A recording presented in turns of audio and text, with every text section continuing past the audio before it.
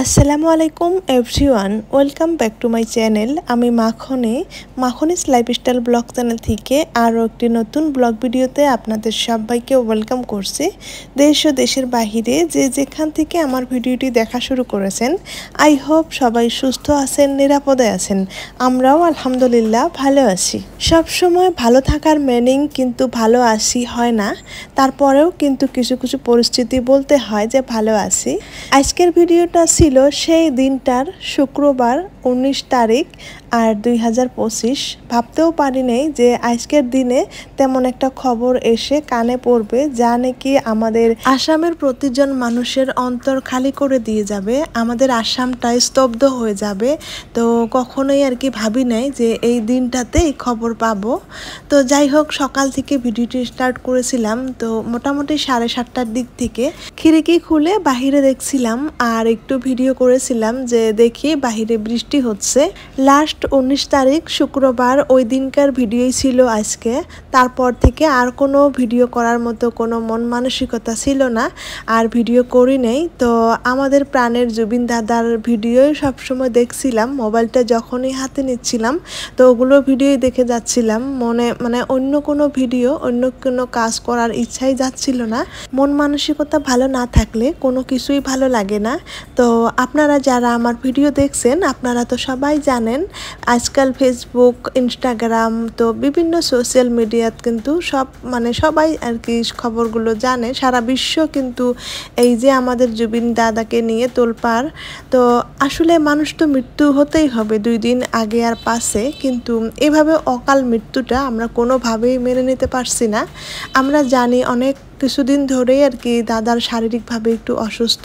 তো এই শারীরিক অসুস্থতার মাঝেই দাদাকে কি কারণে এইভাবে বাহিরে নিয়ে যাওয়া হলো, তো কি কারণে যে জানে সবাই যে দাদার একটা বেমার হচ্ছে, যে বেমারটার জন্যে উনি মানে আগুন আর পানি থেকে দূরে থাকতে হবে, আর উনার কাছের মানুষগুলো সেই যেখানে গেলেই তার সমস্যা হবে সেখানেই নিয়ে গেল।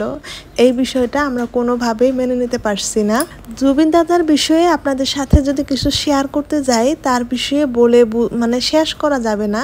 উনি একটা খুবই ভালো মনের মানুষ ছিল। তো আমাদের আসামের ভাষায় আমি জুবিন দাদার বিষয়ে কিছু আর কি আপনাদের সাথে শেয়ার করতে চাই, যে আমার ভিডিওতে দাদার জন্যে আমি কোয়া কিছু কথা স্মৃতি হিসাবে রাখতে চাই। আশা করছি আপনারা সম্পূর্ণ ভিডিওটা জুড়ে থাকবেন। আর এই মুহূর্তে যারা আমার ভিডিওটি দেখা শুরু করেছেন, একটা লাইক দিয়ে ভিডিওটি কন্টিনিউ করবেন।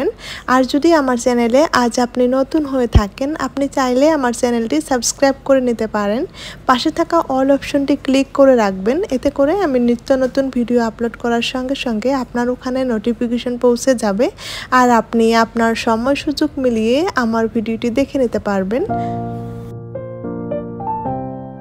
আজিৰ যুগত জুবিন দাদাৰ নিচিনা সত্যবাদী মানুহ কম আছে বুলি ক'লে ভুল হ'ব, নাই বুলিয়েই ক'ব পাৰি। জুবিন দাদা সঁচাকৈ এজন কাকো কেয়াৰ নকৰা, খাতিৰ নকৰা, সত্য কথা কোৱা মানুহ আছিল। জুবিন দাদাৰ কথা কৈ শেষ কৰিব নোৱাৰিম। দাদা অকল মানুহকে ভাল পোৱা নাছিল, দাদা প্ৰকৃতিৰ লগতে জীৱ জন্তু সকলো বস্তুকে সমানভাৱে ভাল পাইছিল। আমি আসলতে বিশ্বাস কৰিব নোৱাৰোঁ যে ইমান সোনকালে দাদা আমাৰ মাজৰ পৰা গুচি যাব। আমি জানো দাদা শাৰীৰিকভাৱে অসুস্থ হৈ আছে, কিন্তু কিয় তাৰ অসুস্থতাত ইমানখিনি কেয়াৰত কিয় নাথাকিল, আমি সেইটো মানি ল'ব নোৱাৰোঁ। দাদা এনেকুৱা এজন শিল্পী আছিল যে অকল 1, 2, 3, 4টা ভাষাত গান গোৱা নাছিল। দাদা 40টা ভাষাত গান গাইছিল, যিটো আচলতে এতিয়ালৈকে গোটেই বিশ্বত কাৰো মুখত মই শুনা নাই যে এটা শিল্পীয়ে ইমান ভাষাতনো গান গাব জানে। ক'বলৈ গ'লে এই বিশ্বত যিমান টান টান গান আছিল সেইবিলাক আমাৰ জুবিন দাদাই গাইছিল। বহুত শিল্পীয়ে চেষ্টা কৰাৰ পিছতো যিবিলাক টানিব নোৱাৰিছিল সেইবিলাক আমাৰ জুবিন দাদাই খুব সহজেই টানিব পাৰিছিল। কি ক'ম আৰু, জুবিন দাদাৰ কথা ক'লে শেষ কৰিব নোৱাৰিম। জুবিন দাদা এতিয়া আমাৰ মাজত নাই। জুবিন দাদা এতিয়া শান্তিৰ নিজৰাত টোপনি মাৰি আছে। তো আমি সকলোৱে জুবিন দাদাৰ আত্মাৰ শান্তি কামনা কৰিছোঁ আৰু কৰিয়ে থাকিম। তো জুবিন দাদা য'তে আছে ভালে থাকক। কিন্তু এই জুবিন দাদাৰ অকাল মৃত্যু এইটো আমি কেতিয়াও মানি ল'ব নোৱাৰিম। তো আমাৰ অসমৰ সম্পদ হেৰুৱাই পেলাইছোঁ আমি ইমান সোনকালে আমাৰ অসমৰ সম্পদ হেৰুৱাম বুলি ভাবা নাছিলোঁ আমাৰ অসমৰ বৰ্তমান যিটো অৱস্থা জাতি ধৰ্ম ভাষা নিৰ্বিশেষে সকলো ধৰ্মৰ মানুহে আমাৰ জুবিন দাদাৰ কাৰণে কান্দা-কাটি কৰি আছে আন্দোলন কৰি আছে জুবিন দাদাই কিন্তু এনেকুৱা এটা অসমে আমাৰ পৰা বিচাৰিছিল কিন্তু জুবিন দাদা গুচি যোৱাৰ পিছতহে যি পৰিস্থিতিটো হ'ল যেনেকুৱা অসমটো হ'ল তেনেকুৱা যদি কোনোবা এদিন জুবিন দাদা দেখিব পালেহেঁতেন জুবিন দাদা নিশ্চয় কিমান যে ভাল লাগিলেহেঁতেন তো আমি আশা কৰোঁ জুবিন দাদাই সব গম পাই আছে আৰ আগতে গম পাইছিল সব মানে কথাই কিন্তু জুবিন দাদা আগৰ পৰাই মানে কেনেবাকে জানিছিল যে মৃত্যুৰ পিছত কি হ'ব কেনেকুৱা হ'ব সেই কথাবিলাকও কিন্তু কৈ গৈছিল জুবিন দাদাই বাচি থাকাতে আমাক যিমান যি দি গৈছে যিমান যি শিকাই গৈছে যে অসমীয়া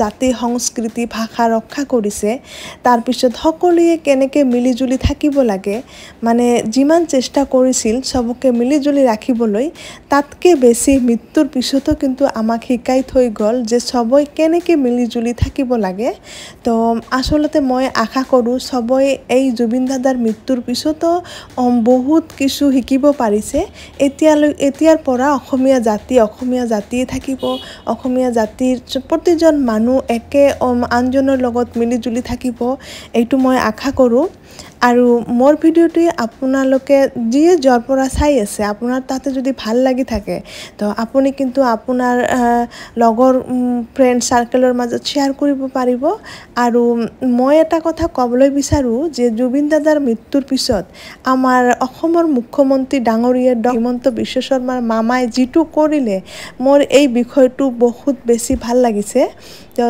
বহুত মানে ধুনীয়া কৰি জুবিন দাদাক কিন্তু এই তাৰ পৰা লৈ আহা নিজে মানে দিল্লীত গৈ জুবিন দাদাক লৈ আহিছে ইমান ধুনীয়াকৈ সব বস্তুখিনি যে ৰেডি কৰিছে এইখিনি চাই বহুত বেছি ভাল লাগিছে এই কাৰণে আমাৰ মামাক আমি বহুত ধন্যবাদ জনাইছোঁ লগতে এইটো মামাৰ পৰা বিচাৰোঁ যে মামাই যাতে খুব ভাল কৰি তদন্ত কৰি যে আমাৰ জুবিন দাদা কিয় এনেকা অকাল মৃত্যু হ'ল এইটো ওলাব লাগিব আমি প্ৰতিজন অসমবাসীয়ে আশা কৰোঁ যে মামাই আমাক এই তদন্ত কৰি সঠিক মানে শুদ্ধকে মানে জনাব যে আসলতে কেনেকৈ কি হ'ল কিয় জুবিন দাদাৰ লগত এনেকুৱা হ'ল এইটো আমি আমাৰ অসমৰ মুখ্যমন্ত্ৰী ডক্টৰ হিমন্ত বিশ্ব শৰ্মা ডাঙৰীয়া মামাৰ পৰা শুনিব বিচাৰোঁ আশা কৰোঁ মামাই আমাক এই বস্তুখিনি ধুনীয়া কৰি আমাক জনাব মই খুব সাধাৰণ এজন মানুহ মানে ইউটিউব চেনেল এটা খুলিছোঁ মই বেংগলী ভাষাত ভিডিঅ' বনাওঁ তো মোৰ মানে চেনেলত দাদাৰ বিষয়ে কিবা দুই এষাৰ ৰাখিম বুলি মোৰ আশা আছিল ৰাখিলোঁ আশা কৰিছোঁ আপোনালোকৰ তাতে ভাল লাগিব আৰু মই সাধাৰণ মানুহটো কোৱা এই কথাখিনিৰ মাজত যদি কিবা ভুল ত্ৰুটি হৈ থাকে আপোনালোকে ক্ষমাৰ দৃষ্টিৰে চাব সেইদিনা শুক্ৰবাৰ দিনা দুপৰীয়াৰ কাৰণে ৰান্ধি আছোঁ ৰন্ধা-বঢ়া কৰি দুপৰীয়া ভাত খাই লৈছিলোঁ তাৰপিছতেই কিন্তু সেই খবৰটো শুনিছিলোঁ তাৰপিছৰ পৰা আজিলৈকে আৰু ভিডিঅ' কৰা নাছিলোঁ ভিডিঅ' কৰিবলৈ একেবাৰেই মন নাছিল তো সেই দিনাৰ ভিডিঅ'টো এডিট কৰি সেই ভিডিঅ'টোতে আমাৰ জুবিন দাদাৰ কাৰণে মোৰ ক'বলগীয়া কিছু কথা কৈ দিলোঁ আপোনালোকৰ মাজলৈ শ্বেয়াৰ কৰি দিলোঁ নাজানো আপোনালোকে মোৰ ভিডিঅ' চাই কিমান কি ভাবিব কেনেকুৱা কমেণ্ট কৰিব নাজানো আপোনালোকে মোক ভাল কমেণ্ট কৰিব ছাপোৰ্ট কৰিব বুলি মই আশা ৰাখিছোঁ তো আজি এইখিনিয়ে তো নতুন আৰু এটি মানে ভিডিঅ' লৈ আপোনালোকক আমন্ত্ৰণ জনাই আজিৰ ভিডিঅ'টো এইখিনিতে শেষ কৰিছোঁ আল্লাহ হাফিজ আসসালামু আলাইকুম জয় আই অসম